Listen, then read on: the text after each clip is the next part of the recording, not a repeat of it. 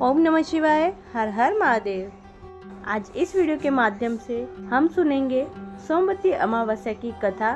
तो आप इस वीडियो को पूरा देखिए और आप सबसे छोटा सा अनुरोध है, आपने चैनल को सब्सक्राइब नहीं किया है तो चैनल को सब्सक्राइब कर लीजिए और कथा पसंद आए तो कमेंट में ओम नमः शिवाय जरूर लिखें।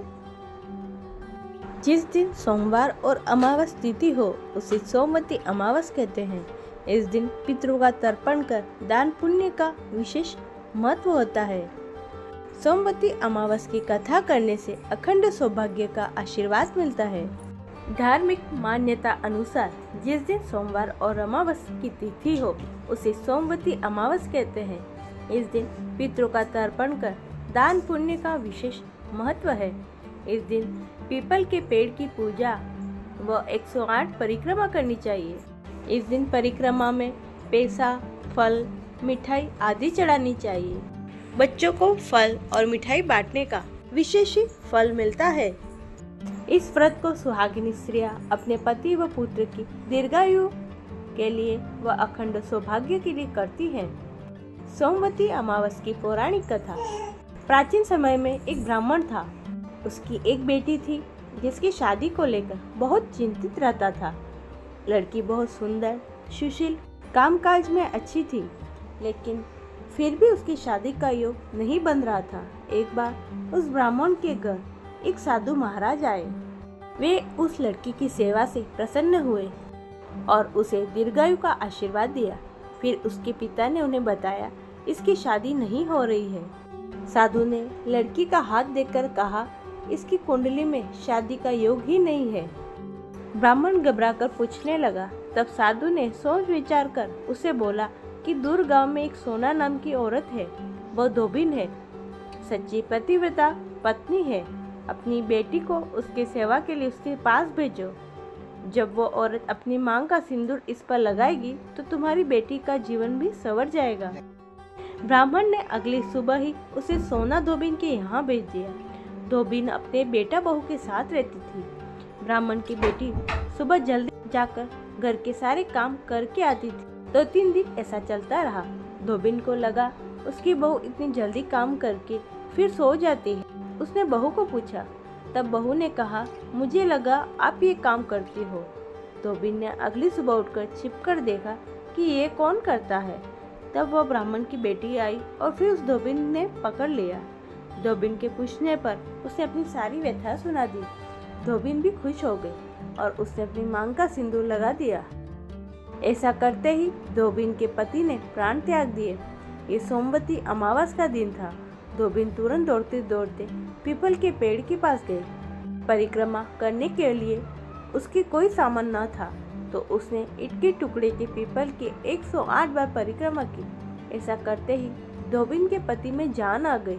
इसके बाद से इस दिन का हर विवाहिता के जीवन में विशेष महत्व है। वे अपनी पति की लंबी आयु के लिए व्रत पूजा संपन्न करके ये कथा सुनती है। कुछ समय बाद ब्राह्मण की कन्या का अच्छी जगह विवाह हो जाता है और वह अपने पति के साथ सुखमय जीवन व्यतीत करने लगती है। ये थी सोमवती अमावस की कथा। इस दिन हमें कुछ उपाय जरूर करने चाहिए। शास्त्रों में भी स्नान करते समय 7 नदियों गंगा, यमुना, सिंधु, नर्मदा, गोदावरी, कृष्णा और कावेरी को याद करने का विधान है। इस दिन पवित्र नदियों में स्नान करने से व्यक्ति को पुण्य की प्राप्ति होती है, साथ ही आरोग्य और समृद्धि भी मिलती है। स्नान का उत्तम समय सूर्योदय से पूर्व माना जाता है। मान्यता है सोमवती अमावस्या पर विधिवत स्नान करने से भगवान विष्णु की कृपा हमेशा बनी रहती है। यदि आप नदियों में स्नान करने नहीं जा सकते तो आप घर में ही थोड़ा सा गंगा जल नहाने के पानी में मिलाकर स्नान कर लें। मान्यता यह है इस दिन विधिवत स्नान करने से पितरों की आत्मा को शांति मिलती है। सूर्य को अर्घ्य देना चाहिए। भगवान सूर्य की पूजा शास्त्रों में बहुत ही कल्याणकारी मानी गई है। मान्यता है सूर्य पूजा से शरीर और मन के अंदर नकारात्मकता का अंत होता है और सकारात्मक ऊर्जा का संचार होता है। इसलिए हर जातक को रोज सुबह उठकर भगवान सूर्य की उपासना जरूर करनी चाहिए। इससे जीवन में धन, वैभव, यश मिलता है। धार्मिक मान्यता के अनुसार सोमवती अमावस के दिन सूर्य को जल देने से पूर्व जन्म और इस जन्म के सभी पापों से मुक्ति और भगवान सूर्य नारायण की कृपा प्राप्त होती है। पीपल की पूजा।